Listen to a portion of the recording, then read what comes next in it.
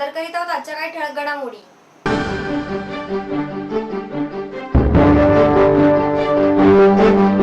ठाणे महानगरपालिकेच्या परिवहन विभागाने जुन्या घोषणा नव्याने अर्थसंकल्पाद्वारे केल्या सादर। जागतिक प्रेम दिनानिमित्त भारतीय विद्यार्थी सेनेने वृक्षांना गंजलेल्या लोखंडी जाळ्यांपासून केले मुक्त।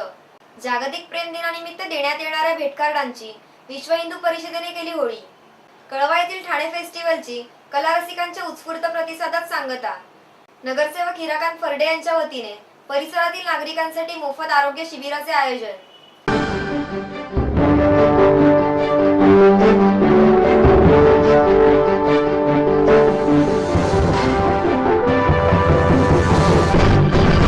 ठाणे महानगरपालिकेच्या परिवहन विभागाने जुन्या घोषणा नव्याने अर्थसंकल्पाद्वारे सादर केल्या आहेत।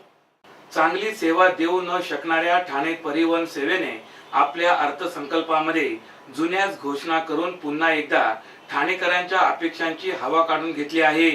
सन 2014-15 चा 133.88 कोटींचे सुधारित आणि 2015 चा 177.74 कोटींचा मूळ अर्थसंकल्प शुक्रवारी विशेष समितीला सादर करण्यात आला।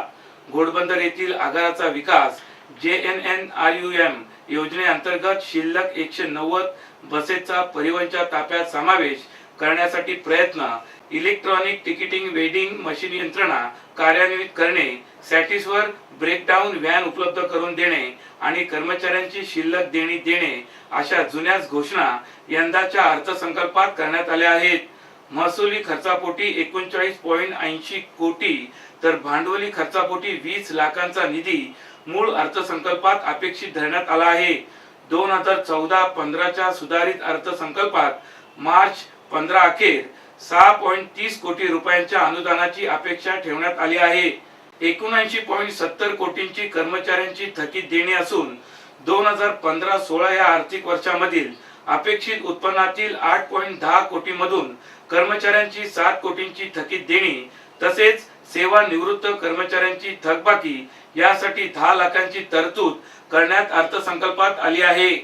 प्रवासी भाड्यापोटी 130.41 कोटी उत्पन्न अपेक्षित धरण्यात आले असून जाहिरात, विद्यार्थी पासेस, निरुपयोगी वाहन विक्री, पोलीस खाते असे मिळून 6.65 कोटी, भंगार बस विक्रीपोटी 1.43 कोटी, वाहन दुरुस्तीसाठी 3 कोटी रुपये जमा अपेक्षित धरण्यात आला आहे। विधी विभागाकडील दाव्यापोटी 40 लाख, डिझेल आणि CNG साठी 6 कोटी अनुदानाची अपेक्षा करण्यात आली आहे।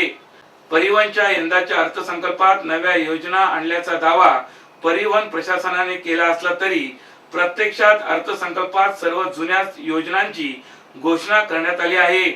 घोडबंदर येथील ओळा व मानपाडा आगाराचा विकास करणे या जुन्याच योजनांचा समावेश असून या अर्थसंकल्पातही परिवहन विभागाने आपला कारभार राखण्यासाठी ठाणे महापालिकेकडे 40 कोटी अनुदानाची अपेक्षा केली आहे। ठाणे महानगरपालिका हद्दीत घर घेताय का? मग ते अनधिकृत तर नाही ना, याची खातर जमा करा। अनधिकृत घर घेणं हा विकणाऱ्यासोबत विकत घेणारा देखील तितकाच दोषी असतो। तेव्हा घराची डोळस खरेदी करा। आपली कुठे फसवणूक तर होत नाही ना, यासाठी ठाणे महानगरपालिका मुख्यालयातील 4थ्या मजल्यावरील बांधकाम विभागात घराचा सर्वे नंबर, टिक्का नंबर याची खातर जमा करा। घराचं स्वप्न अवश्य करूया साकार, पण अनधिकृत घराचा नका करू कधीही विचार। अधिकृत घर म्हणजे उद्याची देखील निश्चिंती। अनधिकृत घराचे दार म्हणजे डोक्यावर कधीही तोडण्याची टांगती तलवार। जगणं तुमचं होऊ दे सुरेल गाणं, स्वच्छ सुंदर आणि अधिकृत घरांचं हसरं ठाणं। ठाणे महापालिकेतर्फे जनहितार्थ प्रसारित। जागतिक प्रेम दिनानिमित्त भारतीय विद्यार्थी सेनेने वृक्षांना गंजलेल्या लोखंडी जाळ्यांपासून मुक्त केले आहे। जागतिक प्रेम दिनानिमित्त वृक्षारोपणानंतर वर्षानुवर्ष जाळ्यांमध्ये कैद झालेल्या ठाण्यातील 35 झाडांची सुटका भारतीय विद्यार्थी सेनेने केली। महापौर संजय मोरे यांच्या हस्ते या उपक्रमाचा शुभारंभ झाला। स्वतःही महापौरांनी या मशिनीने झाडाभोवतीच्या गंजलेल्या जाळ्या तोडल्या। ठाणे शहरातील ठिकठिकाणी वृक्षारोपण केल्यानंतर वृक्षांच्या संरक्षणाकरिता त्याभोवती लोखंडी जाळी किंवा ग्रिल लावली जाते। या जाळ्या कालांतराने गंजल्या व तुटल्या जातात. वृक्षाची वाढ होत असताना त्या जाळ्या किंवा लोखंडी ग्रिल्स त्या झाडांच्या आत तशाच अडकून राहतात. तुटलेल्या लोखंडी जाळ्या झाडांच्या खोडात जाऊन त्यांची वाढ होऊ देत नाहीत. या गंजलेल्या अथवा तुटलेल्या जाळ्या वेळीच काढल्यास झाडांची वाढ जोमाने होऊ शकते. म्हणून बाळकुम ते दादलानी परिसरातील सुमारे 35 झाडांना तुटलेल्या गंजलेल्या जाळ्या आणि लोखंडी ग्रिल्स यांच्या विळख्यापासून मुक्त करण्याचा उपक्रम भारतीय विद्यार्थी सेनेने हाती घेतला होता. यावेळी शहीद भगतसिंग, शहीद राजगुरू व शहीद सुखदेव या शहीदांच्या प्रतिमेस पुष्पचक्र अर्पण करून त्यांच्या स्मृतींना उजाळा देत आदरांजली वाहिली.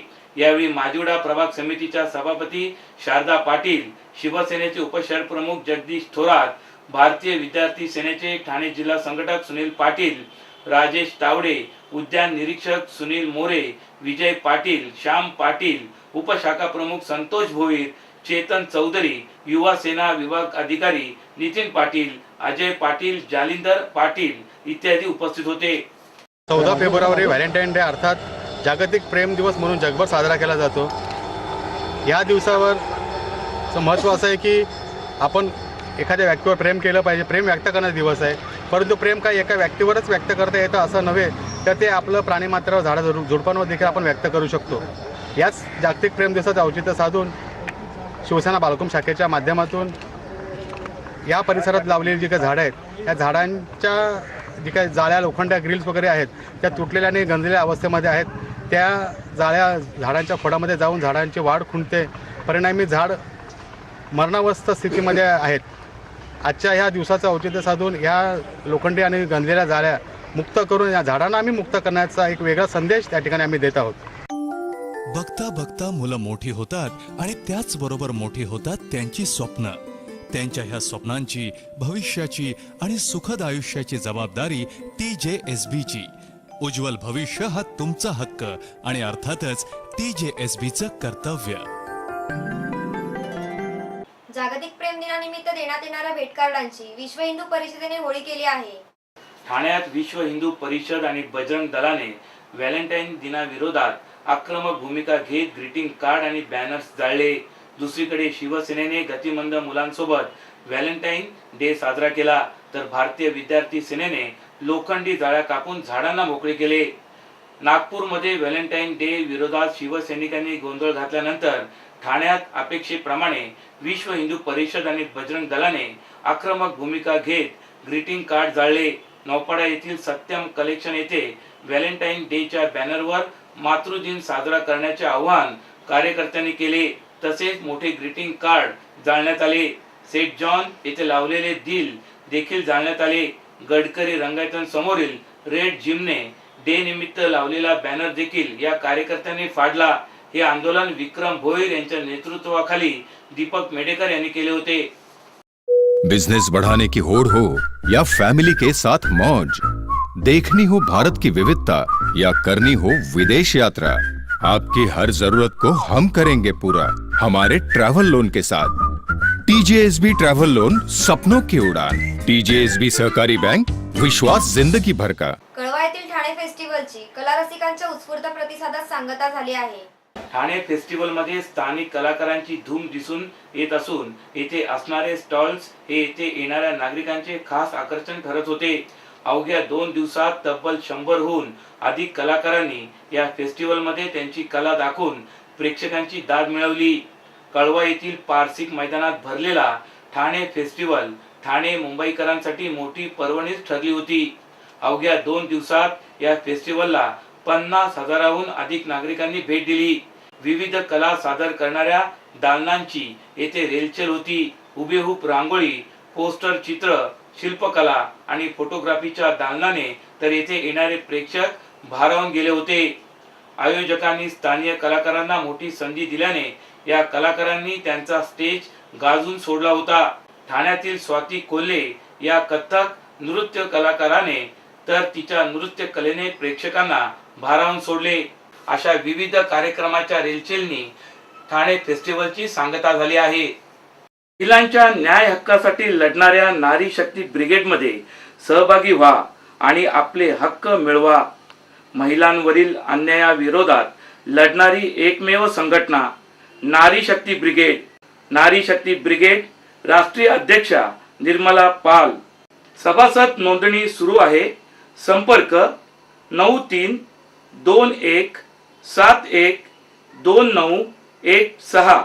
नगरसेवक हिराकांत फर्डे यांच्या वतीने परिसरातील नागरिकांसाठी मोफत आरोग्य शिबिराचे आयोजन करण्यात आले होते. राज्याचे सार्वजनिक बांधकाम मंत्री तथा ठाणे जिल्ह्याचे पालकमंत्री एकनाथ शिंदे यांच्या वाढदिवसाचे औचित्य साधून हरिनिवास परिसरातील शिवसेनेचे स्थानिक नगरसेवक हिराकांत फर्डे यांनी परिसरातील नागरिकांसाठी मोफत आरोग्य शिबिराचे आयोजन केले होते. या शिबिरात मधुमेह, ब्लड प्रेशर, डोळे तपासणी, रक्त चाचणी अशी विविध चिकित्सांचा समावेश होता. या शिबिराचा परिसरातील जवळजवळ 200 ते 300 नागरिकांनी लाभ घेतला.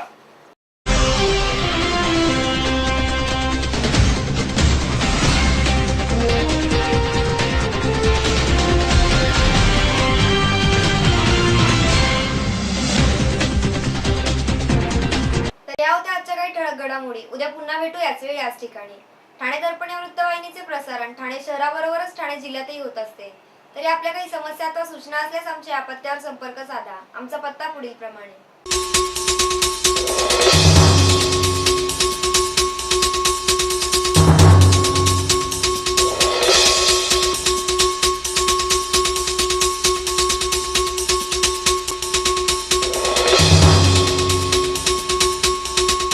धन्यवाद.